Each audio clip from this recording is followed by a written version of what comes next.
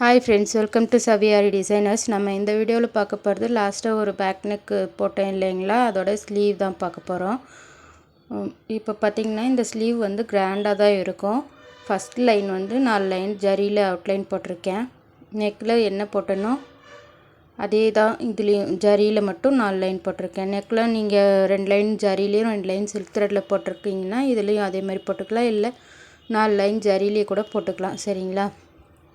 4 line ஜரியில் போட்டுட்டு அதுக்கப்புறமா sugar beat 2 வச்சுட்டு அதுக்கப்புறம் ஹாஃப் பீடு பேக் நெக்கில் எந்த சைஸ் ஹாஃப் பீடு யூஸ் பண்ணனோ அதே சேம் சைஸை தான் இதுலேயும் யூஸ் பண்ணியிருக்கேன். அதுக்கப்புறமா சுகர் பீடு வச்சுட்டு அந்த சுகர் பீட்லேருந்து கரெக்டாக 2 இன்ச்சு மார்க் பண்ணி இந்த மாதிரி மார்க் பண்ணிக்கிறேன் அந்த எண்டு வரைக்கும். அதை ஸ்ட்ரெயிட்டாக கோடு போட்டுக்கலாம். சரிங்களா? இப்போது வந்து இந்த கேப் வந்து எனக்கு நான் அந்த செக்குடு போட போகிறேன். அதுக்கு 2 இன்ச்சு கேப் மட்டும்தான் விட்டுருக்கேன், கீழே சுகர் பீட்லேருந்து மேலே சுகர் பீடு வரைக்கும். இப்போ போட்டோம் இல்லைங்களா லைனு, அதுக்கு வந்து சுகர் பீடு கொடுக்கணும். இப்போது இதில் இருந்து ஹாஃப் இன்ச்சாக மார்க் பண்ணிக்கிறேன். எனக்கு செக்குடு வந்து சின்னதாக வேணும், அதனால் ஹாஃப் இன்ச்சாக மார்க் பண்ணிக்கிறேன். இன்ச் டேப் இல்லாமல் நான் ஸ்கேல்லையே இன்ச்சஸ் இருக்குது இல்லைங்களா, அந்த சைடில் வச்சு ஹாஃப் இன்ச்சாக மார்க் பண்ணி எடுத்துக்கிறேன். அதே மாதிரி மேலேயும் ஹாஃப் இன்ச்சாக மார்க் பண்ணிக்கலாம். சரிங்களா? இதே மாதிரி ஃபுல்லுத்துக்குமே ஹாஃப் இன்ச்சாக மார்க் பண்ணிவிட்டு அந்த சைடில் இருக்குது இல்லைங்களா, சைட்லேயும் சேம் அதே ஹாஃப் இன்ச்சாக மார்க் பண்ணிக்கணும். செக்குடுக்கு வந்து ஈஸியாக இந்த மாதிரி நம்ம ட்ரை பண்ணி பார்க்கலாம். இப்போது முடிச்சிட்டேன். சைட்லேயும் அதே மாதிரி ஹாஃப் இன்ச்சாக மார்க் பண்ணுறேன். சேம் அதே மாதிரி இந்த சைட்லேயும் பண்ணிக்கிறேன். சரிங்களா? இப்போ பண்ணியாச்சு. இப்போ இதிலிருந்து கிராஸ் எடுத்தோன்னா நமக்கு கரெக்டாக அந்த செக்குடுக்கு கிராஸாக வரும்.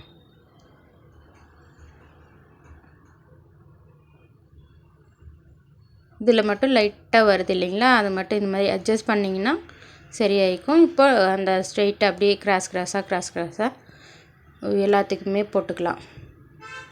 எல்லாத்துக்குமே இந்த மார்க் பண்ணியிருக்கிற அந்த ஹாஃப் இன்ச்சை ஜாயின் பண்ணி விட்டுட்டு இந்த பக்கம் இப்படி ஆப்போசிட்டாக அதுலேயும் அதே மாதிரி ஹாஃப் இன்ச்சாக கிராஸில் மார்க் பண்ணியிருக்கோம் இல்லைங்களா, அதிலிருந்து கிராஸ் போட்டோம்னா நமக்கு ஈக்குவலாக அந்த செக்குடு கரெக்டாக ஈக்குவலாக இருக்கும். சரிங்களா? இதே மாதிரி தான் இது வந்து நான் குட்டியாக உள்ளே வந்து ஒரு சக்கரி வச்சு ஸ்டோன் ஒட்ட போகிறேன். அதுக்கு மட்டும் இருக்கிற கேப்பாக வச்சுருக்கேன். அதுக்கு பதில் நீங்கள் ஒரு பெரிய பீடு வச்சுட்டு சுகர் பீடு அவுட்லைன் பண்ணுறதுனாலும் கூட இந்த ஹாஃப் இன்ச்சு மார்க் பண்ணுற அந்த செக்குடு சைஸே போதுமாக இருக்கும். சரிங்களா? இப்போ பார்த்திங்கன்னா செக்குடு ஃபுல்லாக ட்ராயிங் பண்ணி முடித்தாச்சு. அதுக்கப்புறமா இந்த மேலே ஃபஸ்ட்டு வரைஞ்சோம் இல்லைங்களா, 2 இன்ச்சுக்கு மார்க் பண்ணிவிட்டு அந்த லைனுக்கு சுகர் பீடு கொடுத்துக்கிறேன். 2 அந்த லைனுக்கு மட்டும் சுகர் பீடு கொடுத்துட்டு செக்குடு போட்டுக்கலாம். இப்போ பார்த்திங்கன்னா செக்குடுக்கு ஃபஸ்ட்டு கிராஸு ஒவ்வொரு கிராஸாக தான் போடணும்.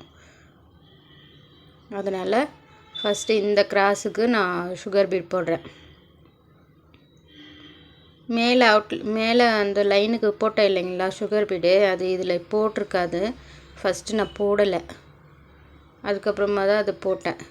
இப்படி போடும்போது இந்த இடத்துல இருக்குது இல்லைங்களா, இந்த இடம் சுகர் பீடு இருக்கும்போது அந்த இடம் ஃபினிஷிங் வருது இல்லைங்களா, அதனால தான் ஃபஸ்ட்டு அந்த மாதிரி போட்டுட்டோன்னா மேலேயும் கீழேயும் ஃபினிஷிங் கரெக்டாக வரும். ஒரு பீடு எக்ஸ்ட்ரா வச்சுட்டா கூட லைன் கரெக்டாக இருக்காது. அதனால் இப்போ பாருங்கள், அது போட்டதுக்கப்புறமா ஒரே லைனாக இருக்கிற மாதிரி இருக்கும். அதனால் ஃபஸ்ட்டு அந்த லைனை போட்டுட்டு 2 இன்ச்சுக்கு மார்க் பண்ணியிருந்தோம் இல்லைங்களா, அதுக்கு போட்டுட்டு அதுக்கப்புறம் செக்குடு அந்த கிராஸ் முடிச்சுட்டு இந்த கிராஸ் இப்போ போட்டுட்ருக்கேன். அந்த ஃபஸ்ட்டு கிராஸ் போட்டோம் இல்லைங்களா, அதுக்கிட்ட இருக்கிற அந்த இடத்துல சுகர் பீட் போடுற மாதிரி வந்தால் அதில் ஒரு ஸ்டிச்சு போட்டுட்டு அடுத்து அந்த லைனை விட்டுட்டு அந்த பக்கமாக போட்டு சுகர் பீட் போடுங்க. அது மேலேயே போட்டிங்கன்னா லைன்ஸ் எல்லாம் மாறிடும். இப்போது அந்த கேப்புக்குள்ளே வந்து ஒரு சக்கரி போடுறேன். சக்கரி வந்து ஒட்டிட்டு அப்புறமா கூட ஸ்டிச்சு போடலாம். நான் அப்படியே ஸ்டிச்சஸ் மட்டும் போட்டு முடிச்சுட்டு அதுக்கப்புறம் இந்த மாதிரி மேலே 0.6 ஹாஃப் இன்ச் இல்லை 0.6 வச்சுருக்கேன். எனக்கு 2 பக்கமும் சுகர் பீட் அவுட்லைன் பண்ணிவிட்டு கேப்பில் ஒரு பெரிய பீடு வச்சு அதில் அவுட்லைன் சுகர் பீட் போடணும். அதனால் ஹாஃப் இன்ச் வைக்காமல் 0.6 வச்சு ஸ்டோன் ஒட்டியிருக்கேன். இந்த ஸ்டோனு வந்து சக்கரிக்குள்ளே ஒட்டியிருக்கேன். ஒரு சைடில் ஷார்ப்பாக இருக்கும், ஒரு சைடு ஸ்டோனு கிளிட்டராக இருக்கும். சரிங்களா? அந்த மாதிரி இருக்கிற ஸ்டோன் அது வந்து சக்கரி ஸ்டோன். அதுவே சக்கரிக்குள்ளே ஒட்டியிருக்கேன். இப்போ இந்த திலகத்துக்கு மேலே ஒரு சக்கரி வச்சுட்டு திலகத்தை சுற்றி சுகர் பீட் போட்டுக்கிறேன். ஃபஸ்ட்டு சுகர் பீட் அவுட்லைன் பண்ணிவிட்டு அப்புறம் சக்கரி வைக்கிட்டோமான்னு கேட்டிங்கன்னா, அந்த இடம் வந்து நீங்கள் இங்கே வந்து ஒரு பீடு வச்சு ஷார்ப் கொடுக்கணும். அந்த திலகம் ஷேப்புக்கு ஷார்ப் கொடுத்துட்டு அப்புறமா சக்கரி வைக்கிற மாதிரி இருக்கும். நான் இப்படி போடும்போது அந்த ஷார்ப் தேவையில்லை. அந்த இடத்துல கேப் இருக்கிற மாதிரி கேப்புக்கு மேலே அந்த ஸ்டோனுக்கு மேலே அந்த சக்கரி வச்சுருக்கிற மாதிரி இருக்கும். அதனால் ஷார்ப் கொடுக்க வேண்டியது இருக்காது. ஃபஸ்ட்டு சக்கரி போட்டுட்டு அப்புறமா சுகர் பீடு அவுட்லைன் பண்ணிங்கன்னா அந்த ஷார்ப் கொடுக்க வேண்டியது இருக்காது. அது ஒரு மாதிரி ஃபினிஷிங்கில் இருக்கும். சரிங்களா? இப்போ அந்த கேப்பில் வந்து ஒரு பெரிய பீடு வச்சு அதுக்கு சுகர் பீடு அவுட்லைன் பண்ணுறேன். இது வந்து நெக்கில் பேக் நெக்கில் யூஸ் பண்ண அந்த பீட்ஸை யூஸ் பண்ணி தான் பண்ணிகிட்ருக்கேன். சைஸ் எல்லாமே சேம் தான். இந்த அரும்பு அதில் போட்டிருப்பேன் சின்ன சைஸ் வச்சு, அந்த சைஸ் வச்சு தான் அரும்பு போட்டிருக்கேன். அதை விட கொஞ்சம் பெரிய சைஸு அந்த ரவுண்டு சுகர் பீடு வச்சேன் இல்லைங்களா, அது. இப்போ வந்து மோட்டிஃப் ட்ராயிங் பண்ணல, ட்ரேஸ் எடுத்திருக்கேன். ஒயிட் கார்பன் யூஸ் பண்ணி ட்ரேஸ் எடுத்துகிட்டு அதில் சுகர் பீடு எங்கே வைக்கணுமோ அந்த இடத்துல ஃபஸ்ட்டு சுகர் பீடு வச்சுட்டு அதுக்கப்புறம் அடுத்த ஒர்க்கு போடலான்னு சொல்லிவிட்டு இப்போது சுகர் பீடு வச்சிட்ருக்கேன். இப்போ அந்த ரவுண்ட் போட்டுட்டு அதுக்குள்ளே இருக்கிற அந்த கிராஸை போட்டுட்டு இங்கே இருக்கிற இந்த லீஃபுக்கு சுகர் பீட் பண்ணேன். இதுக்கு கீழே இருக்குது பாருங்கள், அந்த 3 இன்னும் 2 இருக்குது சேம் இந்த மாதிரியே லீஃப் ஷேப்பு.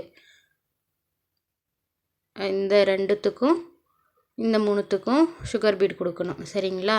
சுகர் பீட் 3 இந்த 3 கொடுத்துட்டு இந்த கொடிக்கும் கொடுத்துட்டு அதுக்கப்புறமா ஸ்டோன் இருக்குது, அந்த ஸ்டோன் ஒட்டுற இடம் இருக்கிற இடத்துலையும் ஸ்டோனு ஒட்டிட்டு ட்ரை பண்ணிவிட்டு அதுக்கும் சேர்த்தே சுகர் பீட் கொடுத்து கம்ப்ளீட் பண்ணியிருக்கேன். இப்போ வந்து இந்த லீஃபுக்கெல்லாம் ஜர்தோசி லீஃப் ஃபில்லிங் தான் பண்ண போகிறோம். பேடட் வச்சு லோட் பண்ணி எடுத்துக்க போகிறோம். சரிங்களா? அதுக்கு சேம் அதே ஜர்தோசியை உள்ளே கொடுத்துட்டு அதுக்கப்புறமா இந்த மாதிரி லோடு அது மேலே ஒவ்வொரு ஹாஃப் லீஃபாக பிரிச்சுட்டு லோட் போட்டு கம்ப்ளீட் பண்ணிக்கலாம். இப்போ இந்த இடத்துல ஒரு லாக் போட்டுட்டு இங்கே ஒரு லாக் போடுறேன். அப்படி போடும்போது எனக்கு வந்து ஸ்ட்ரெயிட்டாக பேக் போயிட்டு இந்த இடத்துல சென்டரில் ஸ்டிச்சு போடும்போது த்ரெட்டு வெளியே தெரிகிற மாதிரி இருக்குது. அதனால தான் இங்கே லாக் போட்டு இங்கே ஒரு ஸ்டிச் போட்டு அப்புறமா வெளியே போயிட்டு சென்டரில் ஒரு ஸ்டிச்சு ஒரு லாக் போட்டு ரிட்டன் ஜர்தோசி கொடுக்குறேன். அப்படி கொடுக்கும்போது எனக்கு த்ரெட்டு வெளியே தெரியலன்றதுனால சென்டரில் ஒரு ஸ்டிச் போட்டுட்டு அப்புறமா தான் லீஃபோட சென்டருக்கு போகிறேன். சேம் அதே மாதிரி இந்த ஹாஃபையும் ஃபில் பண்ணிக்கலாம். புதுசாக போடுறீங்கன்னா ஜர்தோசி வந்து கண்டிப்பாக அந்த லென்த்துக்கு ஏற்ற மாதிரி யூஸ் பண்ணணும். சரிங்களா? அதுவும் ஒரே ஈக்குவலாக இருக்கிற மாதிரி கட் பண்ணி வச்சுக்கிட்டு போட்டிங்கன்னா கரெக்டாக உங்களுக்கு வரும். லாஸ்ட்டில் மட்டும் கீழே இந்த இடத்துல இப்போ போட்டுட்ருக்கேன் இல்லைங்களா, அந்த இடத்துல ஒரு 2 ஜர்தோசி மட்டும் 2 இல்லை 1 ஜர்தோசி மட்டும் குட்டையாக கொடுக்குற மாதிரி இருக்கும். எல்லாம் கரெக்டாக ஒரே ஈக்குவலாக கட் பண்ணதாக இருந்தாலும் அந்த லாஸ்ட்டு கொடுக்குறது மட்டும் சின்னதாக இருக்கிற மாதிரி இருக்கும். அப்படி வச்சிங்கன்னா நீட் ஃபினிஷிங் வரும். சரிங்களா? ஜர்தோசி நீட்டு குட்டை இல்லாமல் ஒரே ஈக்குவலாக கட் பண்ணியிருந்தால் நீட் ஃபினிஷிங் வரும் நமக்கு லீஃபு. இப்போது அதுக்கு மேலே ஸ்டோன் ஒட்டியிருக்கேன். அந்த சக்கரி மேலே வச்சேன் இல்லைங்களா, சேம் அதே ஸ்டோனு சின்ன லீஃபுக்கெலாம் 2 ஸ்டோனும் பெரிய லீஃபுக்கு 3 ஸ்டோனும் ஒட்டியிருக்கேன். பெரிய லீஃப் வந்து உள்ளே இருக்குது இல்லைங்களா, அதில் இருக்கிறது பார்த்திங்கன்னா பெரிய லீஃப் நல்லாவே தெரியும். அந்த கொடி மேலே இருக்கிறதெல்லாம் சின்ன லீஃபு. இப்போது கீழே அந்த 3 லீஃப் போட்டதுக்கப்புறம் இருக்கிறத ஹாஃப் சர்க்கிளாக பண்ணிவிட்டு சுகர் பீட் போட்டு ஜர்தோசி வந்து 2 லைன் போட்டிருக்கேன். இந்த ஸ்டோனை ஒட்டுறதுக்காக கீழே ஜர்தோசி இருந்தால் அதோடைய கேப்பில் ஒட்டுறதுக்கு ஈஸியாக இருக்குன்றதுனால அந்த மாதிரி வைக்கிறது. அதுக்கப்புறம் சுகர் பீட் போட்டுட்டு அதில் ஸ்டோன் ஒட்டி கம்ப்ளீட் பண்ணிட்டேன். இப்போ வந்து டிசைனோட சென்டருக்குள்ளே இருக்கிற அந்த ரவுண்டு ஷேப் இருக்குது இல்லைங்களா, அந்த சக்கரை மாதிரி அதுக்குள்ளே 8x8 ஸ்ட்ராண்ட்ஸ் எடுத்து சில்க் த்ரெட்டில் ஃப்ரெஞ்ச் நட் போட்டு அந்த ஒவ்வொரு பார்ட்குள்ளேயும் 3 ஸ்டிச்சஸ் அந்தளவுக்கு தான் ஃப்ரெஞ்ச் நாட் போடுற அளவுக்கு இருக்குது. இதோட கண்டினியூ அடுத்த வீடியோவில் பார்க்கலாம். Thank you friends.